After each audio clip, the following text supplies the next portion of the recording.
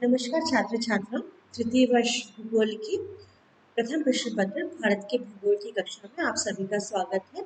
आज हम दूसरी यूनिट के अंतिम दिन में भारत के अंदर ऊर्जा संसाधनों की स्थिति, उनकी संरक्षण की आवश्यकता और उनके उपयोग के बारे में चर्चा करेंगे। ऊर्जा का उपयोग हर व्यक्ति करता है। हमारा शरीर खुद ऊर्जा से चलता है। उस ऊर्जा के लिए हम भोजन लेते हैं। किसी भी चीज को गतिमान रखने के लिए उसे ऊर्जा देना बहुत जरूरी है। जैविक पदार्थ स्वयं भोजन द्वारा अपनी ऊर्जा लेते हैं। पेड़ पौधे सूर्य के प्रकाश द्वारा अपनी ऊर्जा खुद बनाते हैं।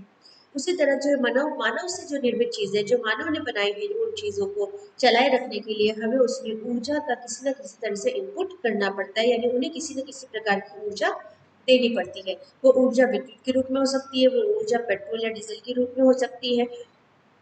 किसी भी रूप में हमें उसे एक ऊर्जा देनी होती है जिससे वो चलायमान या गतिमान हो सके। तो बिना ऊर्जा के कोई भी चीज गतिशील नहीं होती है और कार्यशील नहीं हो पाती है। तो जो मानव निर्मित जो वस्तुएं हैं उनको ऊर्जा देने के लिए प्राचीन समय में उसके लिए मनुष्य का ही उपयोग किया जाता था, यानी मनुष्य की ऊर्जा या मनुष्य अपनी श्रम शक्ति का प्रयोग ही करके कार्य करता था। उसके बाद उसका स्थान कुछ मायनों में जानवरों ने ले लिया और जानवरों की शक्ति का उपयोग किया जाने लगा और धीरे धीरे मैकेनाइजेशन होने लगा, औद्योगिकरण होने लगा, तकनीकीकरण होने लगा और मशीनों ने इंसान और जानवर का स्थान ले लिया और अब मशीनें ही काम करने लगी। मशीनें जो मनुष्य ने लोहे से बनाई थी, लकड़ी से बनाई थी, उनको चलायमान करने के लिए ऊर्जा की आवश्यकता होने लगी और उस ऊर्जा के लिए सबसे पहले, जैसा आप जानते हैं कि भाप का इंजन आया और उससे भाप के द्वारा ऊर्जा बनाकर इंजन को चलाया गया। पेट्रोल, डीजल, कई सारे संसाधन हमारे सामने आए।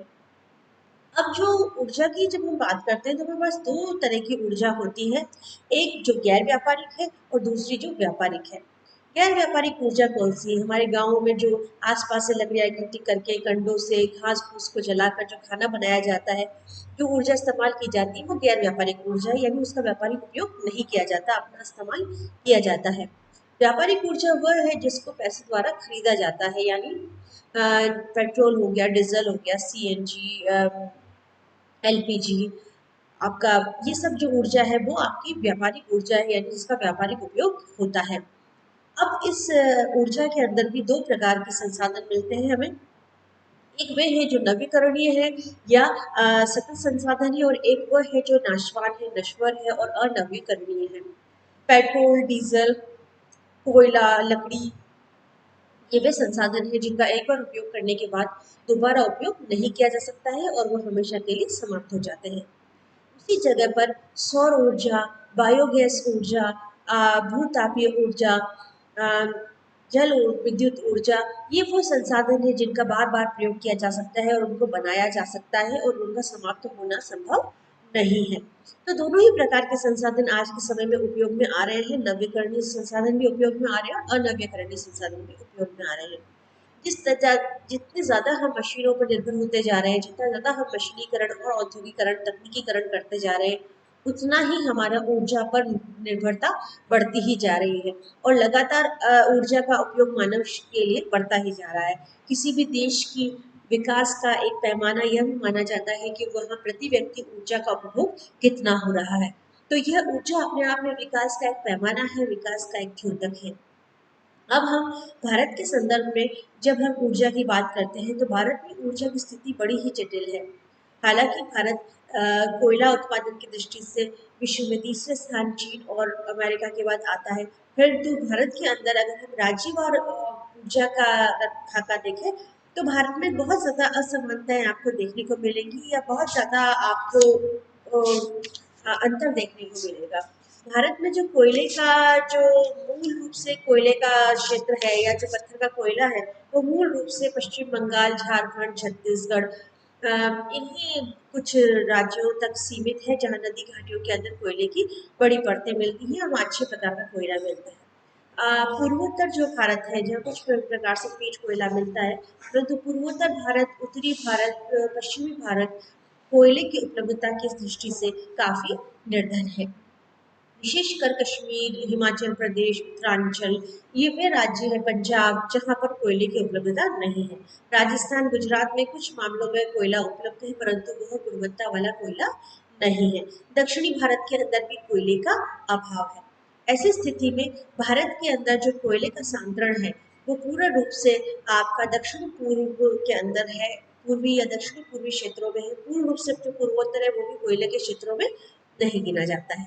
अब एक निश्चित क्षेत्र में कोयला होने के कारण और कोयला भारी और सस्ती वस्तु होने के कारण उसका बड़े पैमाने पर इधर उधर परिवहन करना संभव नहीं है। तो भारी उद्योगों का संकेंद्रण जो कोयला आधारित है वो सभी उसी क्षेत्र में ही संभव हो पाता है, उसका बड़े पैमाने पर परिवहन नहीं हो पाता। अब दूसरे क्षेत्र अपनी जो आवश्यकताएं हैं उनको पूरा करने के लिए सबसे महत्वपूर्ण जो भारत में उपयोग ला रहे हैं कोयले के सब्स्टिट्यूट के रूप में, वो है जल विद्युत। उत्तरी भारत के अंदर कश्मीर, हिमाचल प्रदेश, उत्तरांचल, यहाँ पर जल विद्युत के बड़े संयंत्र हैं। उत्तर प्रदेश के अंदर भी नेपाल के साथ जो जल विद्युत प्राप्त होती है वो अपना काम जल विद्युत द्वारा मूल रूप से चला रहे हैं। अब जल विद्युत में दक्षिण में जो भारत के राज्य हैं वहाँ भी जल विद्युत के लिए पर्याप्त संभावनाएं मौजूद हैं और पूर्वोत्तर के अंदर भी जल विद्युत की संभावनाएं मौजूद हैं। तो यह कोयले की स्थिति हुई कि कोयला हमारे को एक निश्चित क्षेत्र के अंदर ही उपलब्ध है। दूसरी जल विद्युत हम कई जगह बना सकते हैं।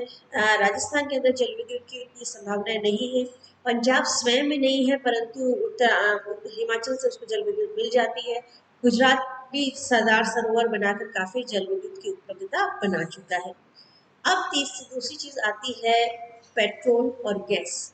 पेट्रोल और गैस के अंदर भारत की स्थिति विचारणीय है। अभी भी हम इसमें आत्मनिर्भरता तो बहुत दूर की बात है, हम अपनी आधी आवश्यकताओं का पूरा भी अपनी द्वारा नहीं कर पाते हैं। भारत में जो मुख्य रूप से पेट्रोल मिलता है वो नवीन अवसादी चट्टानों में जो पूर्वोत्तर और उत्तरी भारत के अंदर हिमालय की जो चट्टानें हैं और अपतटीय क्षेत्र, बॉम्बे हाई का जो क्षेत्र है, गुजरात का जो तटीय क्षेत्र है, राजस्थान का जो पश्चिमी क्षेत्र है, इन जगहों पर ही पेट्रोल है। इसके अलावा उड़ीसा और आंध्र प्रदेश के तटीय इलाकों में भी हम अपतटीय इलाकों में भी हम पेट्रोल की संभावना खोज रहे हैं, परंतु अभी भी हमारी व्यापारिक दृष्टि से, व्यापारिक उत्पादन की दृष्टि से हमारी स्थिति विचारणीय ही बनी हुई है।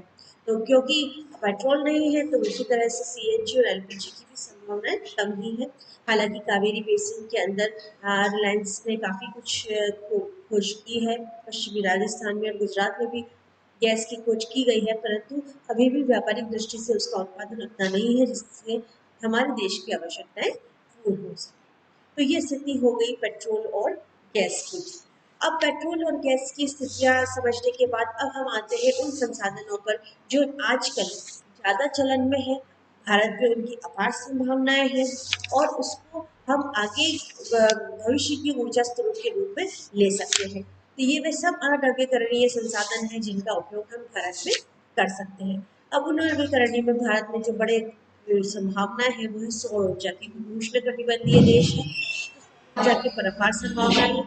भुज के पास माधोपुर में एक बड़ा संयंत्र स्थापित हुआ है, साथ ही जोधपुर मथानिया में भी एक बड़ा सौर विद्युत का संयंत्र स्थापित हुआ है। सौर ऊर्जा को तो आप अपने घर पर भी और सामुदायिक स्तर पर भी इस्तेमाल कर सकते हैं।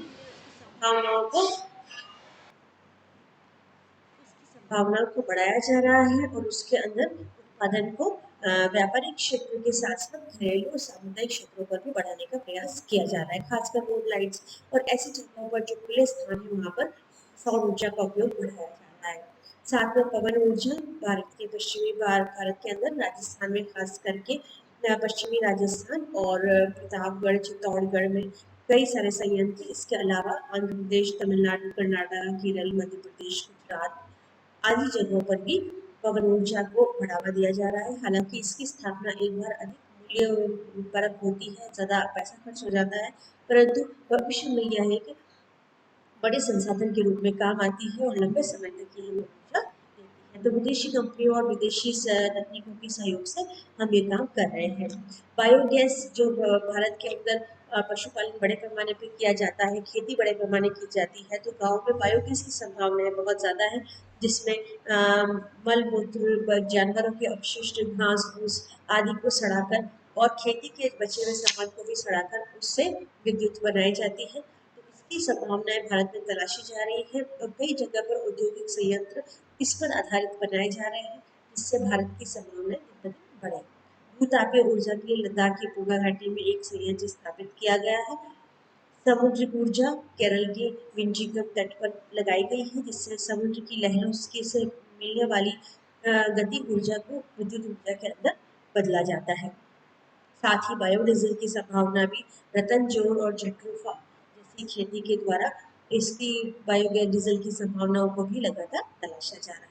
तो ये स्थिति है हमारे यहाँ पर ऊर्जा के संसाधनों की। अब बात आती है संरक्षण की। हमें संरक्षण किन संसाधनों का करना है जो नवीकरणीय नहीं है, यानी कोयला है, पेट्रोल है, गैस है, ये सब वे संसाधन है जो अनवीकरणीय है। इनको दो तरीकों से संरक्षित किया जा सकता है। एक तो हम वे तकनीकों का इस्तेमाल करें जो कम ऊर्जा में अधिक शक्ति दे सके, और दूसरा हम उसके सब्सिट्यूट को तलाशें। दोनों ही काम बहुत ज़रूरी है। पहली बात तो जो रिसोर्सेज हमारे पास है उनको किस प्रकार से यूज़ किया जाए कि उससे ज़्यादा से ज़्यादा ऊर्जा हम ले सकें, कम से कम वेस्टेज किया जा सके, और फिर हम ऐसे सब्सिट्यूट तलाशें जो आसान हो, सस्ते हों और जिनका नवीकरण संभव हो, यानी वो नवीकरणीय हो, उनको हम अपने इस्तेमाल में ला सकते हैं। तो इन सब चीज़ों के साथ हम अपना काम बहुत आसानी से